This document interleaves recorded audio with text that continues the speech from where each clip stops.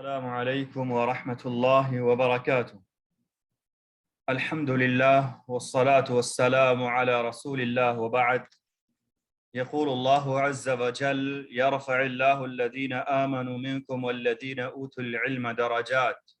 ويقول النبي صلى الله عليه وسلم: من سلك طريقا يلتمس فيه علما سهل الله له به طريقا إلى الجنة. اللهم علمنا ما ينفعنا وانفعنا بما علمتنا وزدنا علما. محترم سامعین و ناظرین، آج کے اس حلقے میں آئیے ہم عشرہ ذی الحجہ سے متعلق دوسری حدیث کو پڑھتے ہیں اور اس کا معنی سمجھتے ہیں۔ میرے بھائیوں، آج ہمارے سامنے جو حدیث ہے وہ قربانی کرنے والے سے متعلق ہے کہ اگر کوئی شخص قربانی کا ارادہ رکھتا ہو تو وہ اس عشرے میں کیا چیزیں، کیا کام کرنے سے بچے گا۔ حضرت ام سلمہ رضی اللہ تعالی عنہ راویہ ہیں، کہتی ہیں نبی کریم صلی اللہ علیہ وسلم نے ارشاد فرمایا: جب تم ذی الحجہ کا چاند دیکھ لو اور تم قربانی کا ارادہ رکھو تو تم اپنے بال اور اپنے ناخن کو قربانی کرنے تک نہ کاٹو۔ اگر ہم ذی الحجہ کا چاند دیکھ لیں اور ہمارا ارادہ ہو کہ ہم قربانی کریں گے تو اس حدیث میں ہمیں یہ بتایا گیا ہے کہ ہمیں قربانی کرنے تک اس عشرے میں اپنے بال اور ناخن کاٹنے سے بچنا چاہیے۔ ایک روایت میں ہے: فلا یمس من شعرہ وبشرتہ شیئا، تو ایسا شخص اپنے بال اور اپنے چمڑے کے کسی حصے کو نہ کاٹے، نہ نکالے۔ میرے بھائیوں، یہ حدیث اس بارے میں دلیل ہے کہ اگر ذی الحجہ کا چاند نظر آ جائے، ذی الحجہ کے 10 دن شروع ہو جائیں اور انسان قربانی کرنے کا ارادہ رکھتا ہو تو وہ اپنے بال، ناخن یا چمڑے کا کوئی بھی حصہ نہیں کاٹے گا یہاں تک کہ وہ قربانی کر لے، اپنے قربانی کے جانور کو ذبح کر لے۔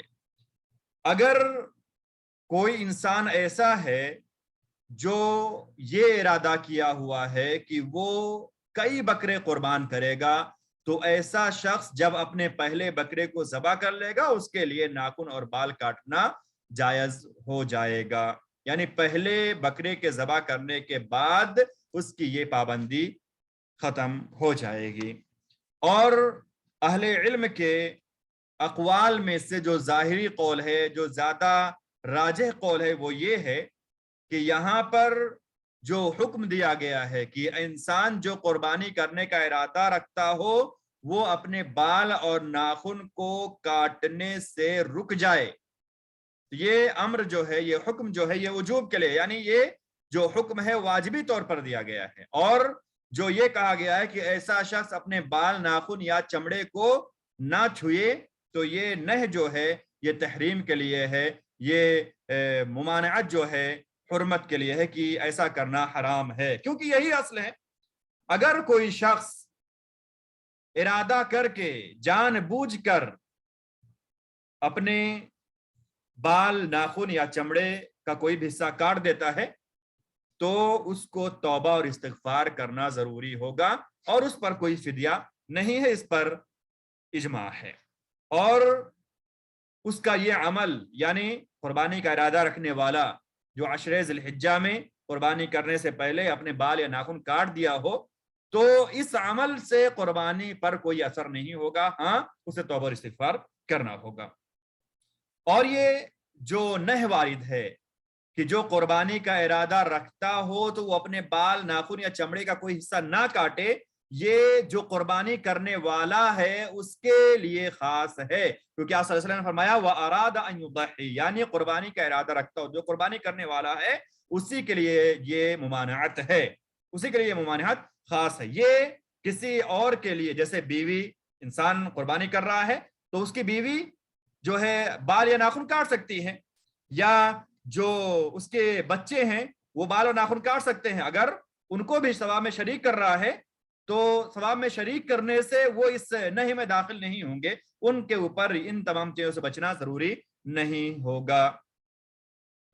تو جو قربانی کرنے والا ہے اسی کے لیے یہ نہیں جو ہے، یہ جو ممانعت ہے وہ خاص اسی کے لیے ہے۔ اور جو شخص کسی اور کی طرف سے قربانی کر رہا ہو، کسی نے وصیت کی تھی یا کسی نے اس کو وکیل بنا دیا تھا کہ قربانی کر دینا، تو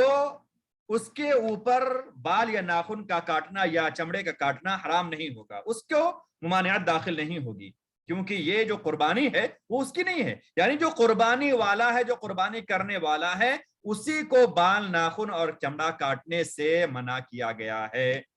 اس کے بعد ایک مسئلہ یہ ہے کہ اگر کوئی شخص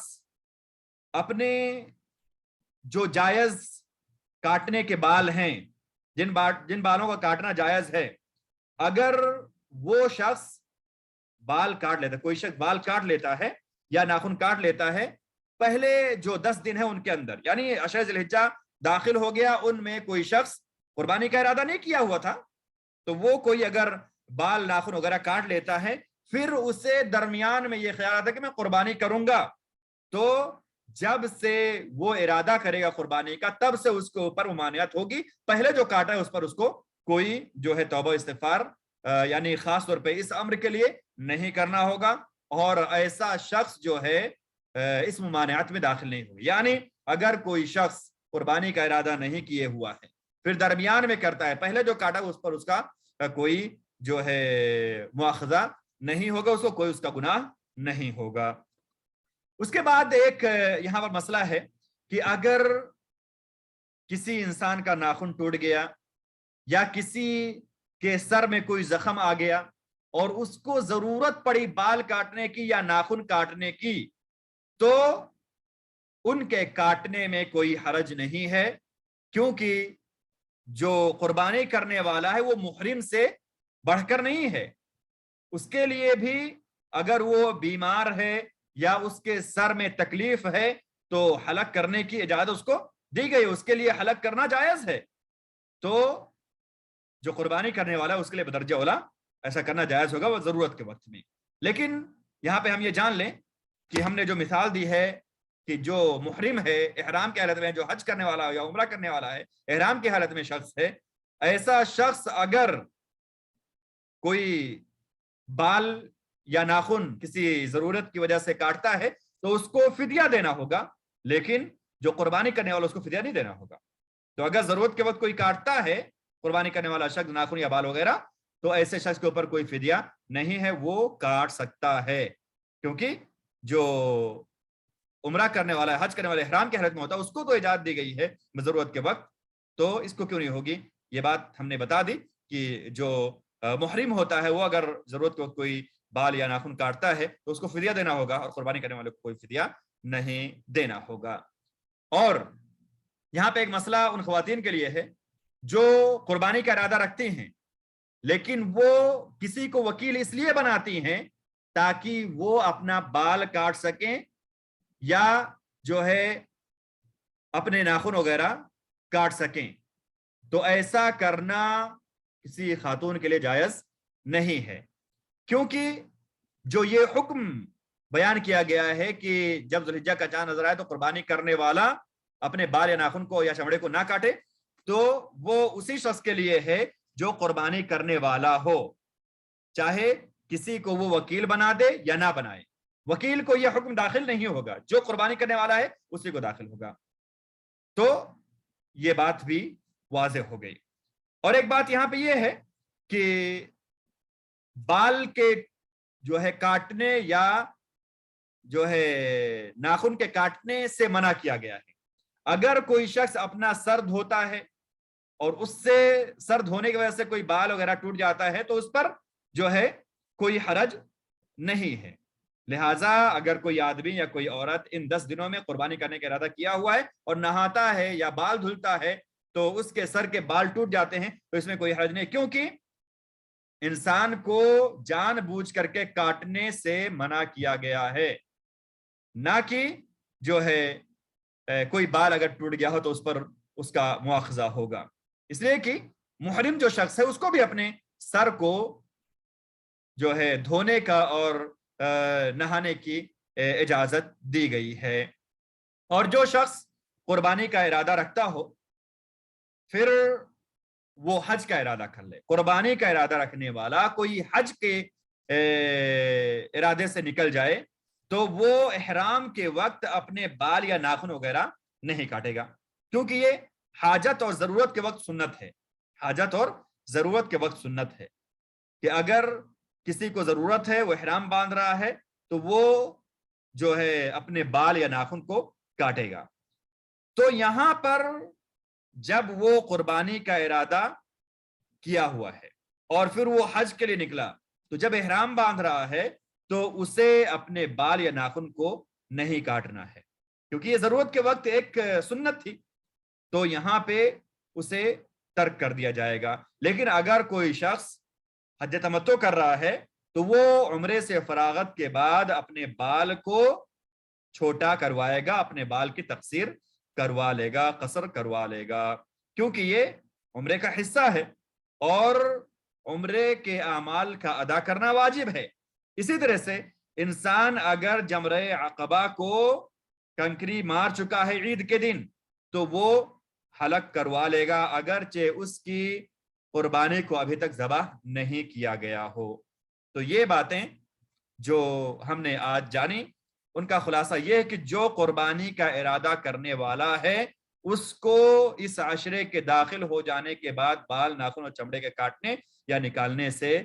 باز رہنا چاہیے. اگر کوئی وکیل ہے، کوئی وصیت کیا ہوا کسی کو، تو جو وکیل ہے یا جو وصیت کو نافذ کرا اس پر اس حکم کا وہ حکم اس کو شامل نہیں ہوگا، بلکہ جو کرنے والا ہے یا جس نے وکیل بنایا ہے اس پر وہ حکم ہوگا. اگر کوئی شخص قربانی کا ارادہ نہیں کیا ہوا تھا، بیچ میں کر رہا ہے، تو جب سے وہ ارادہ کرے تب سے اس کو یہ ممانعت ہوگی. اگر ضرورت کے وقت کوئی اپنے بال یا ناخن نکال رہا ہے تو اس پر کوئی حرج نہیں ہے، وہ نکال سکتا ہے. اگر کوئی عورت چاہے کہ میں کسی کو جو ہے وکیل بنا دوں اور اپنے بال کاٹ لو اور قربانی کرنے والی ہوئی ہے، تو اس کے لیے ایسا کرنا جائز نہیں ہے، کیونکہ حکم اسی سے متعلق ہے جو قربانی کر رہا ہو. جو وکیل بنایا گیا ہو اس پر یہ حکم جو ہے ثابت نہیں ہوگا. اور اسی طرح سے جو لوگ قربانی کا ارادہ کرنے والے ہیں ان کو یہ غلط فہمی ہوتی ہے کہ وہ بال دھوئیں گے اگر یا نہائیں گے، غسل کریں گے تو اس سے ان کا بال جو ہے نکل جائے گا، تو اس سے وہ گنہگار ہوں گے. تو ایسا نہیں ہے، بلکہ وہ جو ہے ممانعت جو ہے وہ بال کٹانے کی ہے، بال نہاتے وقت یا سرد ہوتے وقت نکل جانے پر کوئی حرج نہیں ہے. اسی طرح سے اگر کوئی شخص قربانی کا ارادہ کیا ہو اور پھر حج کا ارادہ کرے تو وہ احرام کے وقت اپنے بال اور ناخن نہیں کاٹے گا، کیونکہ یہ حاجت کے وقت کی سنت تھی اور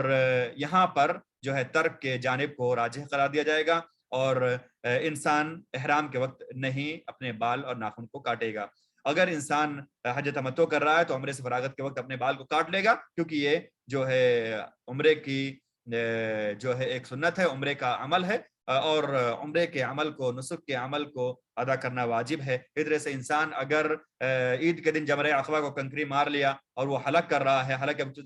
جو ہے اس کے قربانی کو ذبح نہیں کیا گیا ہے، تو اس میں کوئی حرج نہیں ہے، وہ ایسا کر سکتا ہے. آخر میں اللہ رب العالمین سے دعا کرتا ہوں کہ اللہ رب العالمین ہمیں پاس سنتوں کو سمجھنے کی توفیق عطا فرمائے. اللہ تعالیٰ ہمیں توفیق دے کہ ہمیں پاس سنتوں کو سمجھیں، ان پر عمل کریں. اور اللہ تعالیٰ سے ہم دعا کرتے ہیں کہ اللہ رب العالمین ہمیں اپنے احسان سے نوازے، اللہ رب العالمین اپنے کرم سے نوازے، اپنے فضل سے نوازے. اللہ تعالیٰ ہمیں ہمارے ساتھ احسان کا معاملہ فرمائے. اللہ تعالیٰ ہمیں اپنے رحمت کے سائے میں رکھے، اپنی مغفرت اللہ رب العالمین ہم پر نچھاور کرے. اللہ تعالیٰ ہماری مغفرت فرمائے. اللہ رب العالمین ہمارے گناہوں کی وجہ سے ہمیں محروم نہ کرے. اللہ رب العالمین ہمارے عیوب کی وجہ سے ہمیں فٹکار نہ لگائیں. اللہ رب العالمین سے دعا ہے کہ اللہ رب العالمین ہمارے مغفرت فرما دے، ہمارے والدین کی مغفرت فرما دے، تمام مسلمانوں کی بخشش فرما دے. اقول قولی ھذا واستغفر اللہ لی ولکم ولسائر المسلمین من کل ذنب فاستغفروہ انہ هو التواب الغفور. والسلام علیکم ورحمۃ اللہ وبرکاتہ وجزاکم اللہ